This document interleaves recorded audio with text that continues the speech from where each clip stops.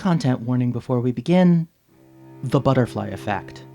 We're going to be talking about the movie The Butterfly Effect, which is the most. It's the most movie anyone has ever made, and it has the most content warnings. We've got sexual assault, incest, pedophilia, parental abuse, drug abuse, sex work, murder, including of children, extreme racism, suicide more than once, severe mental health issues, psychological abuse, and severe ableism, all handled with the grace and tact of two dudes in the 2000s whose sole previous writing credit was Final Destination 2. So, handle with care. It's a lot. The Butterfly Effect is a 2004 movie starring Ashton Kutcher about time travel and the potential danger— Wait! Stop!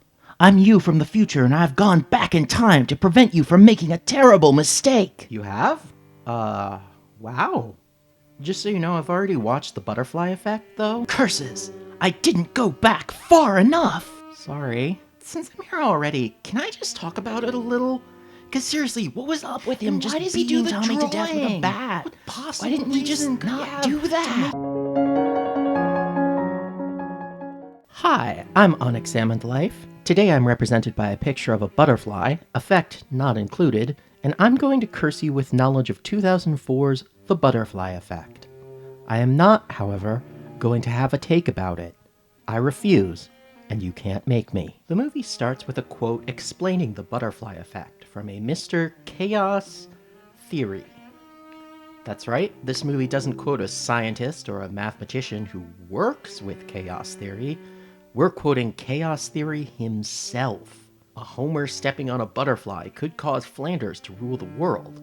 I have an uncle who works at chaos theory, and he said so. God, I'm only one frame into this movie. What have I gotten into? Okay, this is Evan.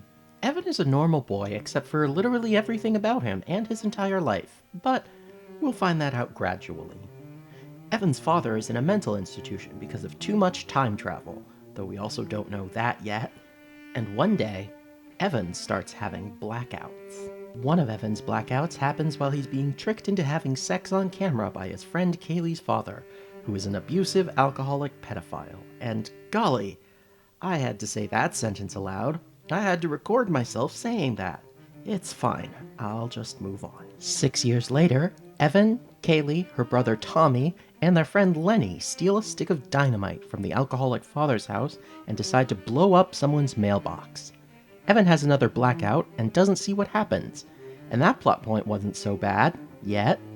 I assume I won't learn anything comically horrible about it later. What's next? The next big plot point is that Tommy gets jealous of Evan when Evan starts to have a relationship with Kaylee, who is, and I can't stress this enough, Tommy's sister. Oof. Okay. I thought I was ready. I wasn't ready. It gets better, right? It doesn't. Tommy chooses to, quite horribly, tie Evan's dog in a sack and kill it. Evan blacks out during this, which is probably the right choice. He then moves away, which is more controversial, but he assures Kaylee he will come back for her. Which is the plot of the movie, but not in the way that he meant it, in a different way. I see what you did there. Another 7 years later, Evan is in college, and with all of that setup out of the way, it's time for a little more setup. Evan is now living with Thumper, an overweight weirdo who's constantly having sex with hot babes. And may I say, finally, some representation. It's so great to take a break from all the puss I'm slamming to see myself reflected on the screen. Evan reads one of the journals he kept to a girl. There's a cool special effect, and he's thrown back in time into his body when Tommy did the awful thing to his dog. He sees what happens, but doesn't change the outcome at all. Because of this, he thinks at first he might be having simple flashbacks. But then he has another one to putting the dynamite in the mailbox. And when he burns himself in the flashback, a new scar appears on his body. This proves not only that he is time traveling, but that he can change the outcome.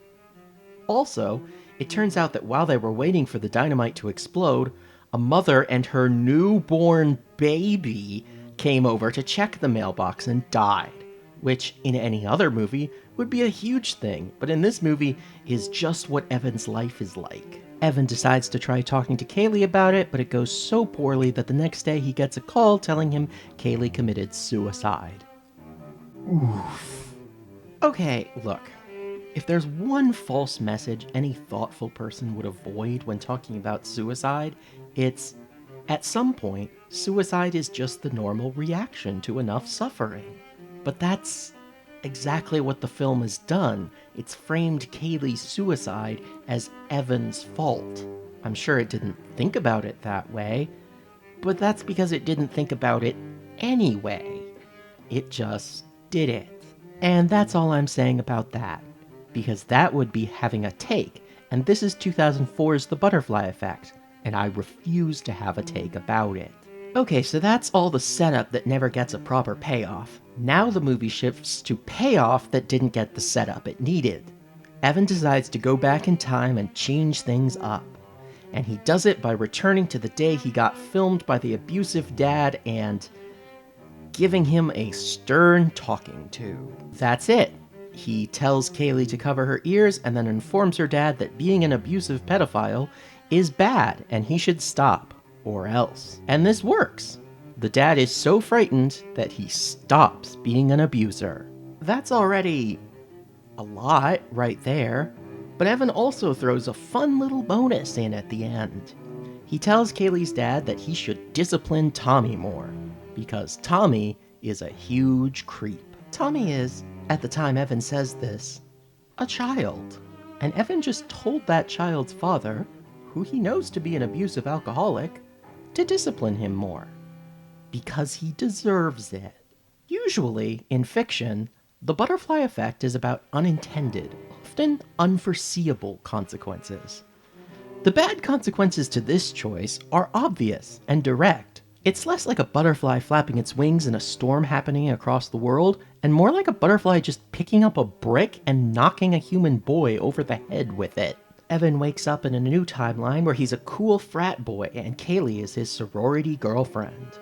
Evan doesn't remember this new life he's living, and in a fascinating piece of world building, we find out he's way better at sex than the version of him that actually experienced this timeline. So, now we know that. This world seems perfect except for two things. First, he's not friends with Thumper, the best character. And second, it turns out when Evan told an abusive father to abuse his son more, the father did that. Chaos theory in action. Now, instead of a peaceful, calm incest bully who murders animals, Tommy's violent and unstable, and he attacks Evan with a baseball bat. So Evan murders him. He gets mad, and he commits a murder. We'll get back to that. Evan goes to prison, which works on prison movie rules, so his notebooks get stolen by a white supremacist gang, who also wants to have sex with him. That's the plot here. That's what happens in the movie. I could have takes about that, but I won't. I just won't. He does a cool time trick, which you shouldn't think too carefully about, then shanks the two white supremacists, which is based, and manages to get the notebooks and go back in time just before he gets killed at a prison riot. So, time to reform the American prison system, right? Well, not quite. Instead, he goes back to the day Tommy killed his dog, which he already visited once, but don't think too hard about that either. And he gives Lenny, the other kid they're with, a knife and tells him to cut the rope, which would free the dog. He then manages to talk Tommy down, but before he can make Tommy the offer from the killing joke, Lenny straight up stabs Tommy in the back. Because Tommy was like a rope pulling him down. There was a line about that earlier, I guess. It's kind of like Amelia Bedelia if Amelia Bedelia murdered people. So that's the second time an otherwise calm character has decided, out of nowhere, they should murder Tommy. It's a thing that just happens sometimes. I think there's a reason for it, but we'll get there. Evan wakes up in a new timeline where he's once again friends with weird goth and best character Thumper. That means this world's perfect, right? Well, Lenny is in a mental institution on account of he stabbed a boy in the back. But Evan thinks it's his fault because he gave Lenny the knife and failed to phrase his instructions explicitly enough to explicitly rule murder out. And just In what world? In what world would anyone think that was Evan's fault? Hey, here's some scissors. Can you get this thing open? But why? You know, you should really take more responsibility for your own actions. But also, Evan's starting to have neurological symptoms from the time travel. Apparently, each time he goes back, his brain has to absorb the memories of the new timeline, and when he does that too many times, it hurts him. Which would be a neat plot point if he had the memories from the new timeline, but we've repeatedly established he doesn't, so whoops. The upshot is, Evan needs a more serious reason before he'll risk time travel again. Then he goes to visit Kaylee, who, left alone with her abusive father and no brother, has become every stereotype of a sex worker ever. Oof. Evan sadly tells Kaylee about how there was a world where she was a sorority girl, and even happy. Kaylee laughs at the idea that she could ever be in a sorority. And here, I think, is one of the fundamental issues this movie has, and one that is very much not unique to it. The movie sees the fact that anyone can become anything. It sees that the same girl, under different circumstances, can be a successful college student or a struggling drug addict. It sees human flexibility, but only a part of it. Because it also thinks there are some people who just can't be happy. The movie sees no possibility that Kaylee, as a traumatized sex worker who does drugs, could also be a fulfilled, joyful person. Ever. The only way for Evan to save her is to go back in time. There's nothing to be done going forward. It's not just this version of Kaylee that the movie treats like this either. The movie has no particular hope for any of the prisoners in the comically terrible prison, or for Lenny in the mental institution. It sees them as doomed, futureless. It can't see them as people who are as full of human potential as all people are, always. I think this is also why we've seen not one, but two characters decide to kill Tommy. Because, at some level, the movie sees Tommy as a doomed character. He only shows up in throw-off lines after this, including one where he becomes a born-again Christian, which, admittedly, yeah, doesn't sound wrong. The movie never shows a real path for him as an angry, traumatized boy to find happiness or fulfillment. He's better off dead, so we're expected to sympathize when other characters kill him, which is, or should be, a horrifying thing to imply of anyone. It's also a deeply conservative mindset. You have to protect the children because once they've become something other than the norm, you've lost. Except that's not true. There are many happinesses. There are many good lives. The road to happiness is wider than the road of normality, and it leads to the future, not the past. Nope. Too serious. This is the butterfly effect. No takes allowed. Goofs only. Evan is so prejudiced against sex workers, he goes back in time to when they blew up the mailbox, and warns the woman with the baby not to get close this time. But in doing that, he gets too close himself, and is caught in the explosion.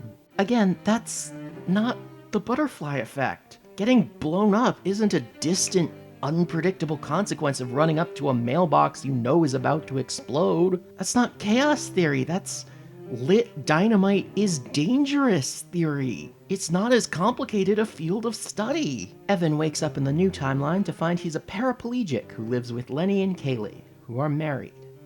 To no one's surprise or delight, we learn that disabled people are another kind of person the movie cannot imagine being happy. Evan also learns his mother started smoking after the mailbox thing and now has cancer, but he pretty obviously goes back in time because he's ableist and sad someone else is banging Kaylee. Evan returns to the awful scene with the father, but this time, in a tragic twist I can only describe as quite hilarious, he decides to try threatening the father with the dynamite so it can't be used later, only for the father to knock it out of his hand and Kaylee to pick it up just as it explodes. At this point, this feels less like the butterfly effect and more like Evan just having a cursed life. Apparently, if he had done anything even slightly different at any point ever, someone would have either died or become a murderer. Evan should maybe consider some new friends? In the new timeline, Evan's brain has become so full of memories he's in a mental hospital, and everyone thinks he's lost his mind. He gets one more chance to time travel, and one more chance only, and for reasons I'm skimming over, he has to do it using a video. If you're watching the theatrical cut, the video he uses is of him meeting Kaylee for the first time. He travels into it and threatens to kill her if she ever talks to him again. This means Kaylee and Tommy end up with their mother rather than their horrible father, and everything goes basically okay for everyone. In the future timeline, Evan sees Kaylee walk past him, apparently happy, and stoically walks forward. It's a fine, fairly restrained ending, but in a movie that's been as gonzo over the top in every other scene as this one, you might not be shocked to learn it wasn't the original idea. In the original ending, Evan watches a video of his own birth. He enters his mind as a baby and strangles himself with his own umbilical cord. I am not, and indeed could not, make that up. Did I mention there was a draft where his name was Chris Trayborn? As in, Christ reborn with one letter moved? It feels kind of inevitable that the butterfly effect would end with some version of the character deleting his time travel from history. Even the title all but tells you that's going to happen. We can't predict the consequences of our actions, so we shouldn't mess with time. Time travel doesn't exist, currently, so I can't really object to that moral, but also, I'm still gonna. I think deciding there's no way to use a power is a way of giving up on figuring out how. It's finding out that there are questions, and then just throwing your hands up and running away rather than trying to face them honestly. And in a weird way, the movie is a perfect argument against itself here. Not only did the movie's ending require time travel, but remember how Evan kept having blackouts? What happened during those blackouts the first time through in his original life? What did he do? The movie doesn't answer. Sometimes evidence indicates it was what he went back in time to do, but other times it looks like it wasn't. There's no consistent answer. And that's the point. The movie has to hide what happened behind blackouts, because the answer is he did something. He had to do something. That's how time works. The blackouts and the confusion over what happens in them obscure the fact that he can't choose to do nothing. He can't choose not to affect time. And that means he has to make the best choices he can. We all do. We are limited, and we should know our limits, but we can't give up because of them. And I think there's a political aspect to that. Conservatives often end up pretending that they can avoid political decisions, that they can black out and not interfere. But they can't. That's a choice too. They're not making no choice. They're just making a bad choice. One they don't like the consequences of. And isn't that worse? Isn't it better to risk making a bad choice than to guarantee? Nope. Too serious. This is The Butterfly Effect. It was produced by Ashton Kutcher in 2004.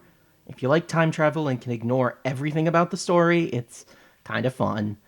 I don't have a take about it, I won't have a take about it, and you can't make me. Thank you for watching. Unfortunately, you've learned nothing.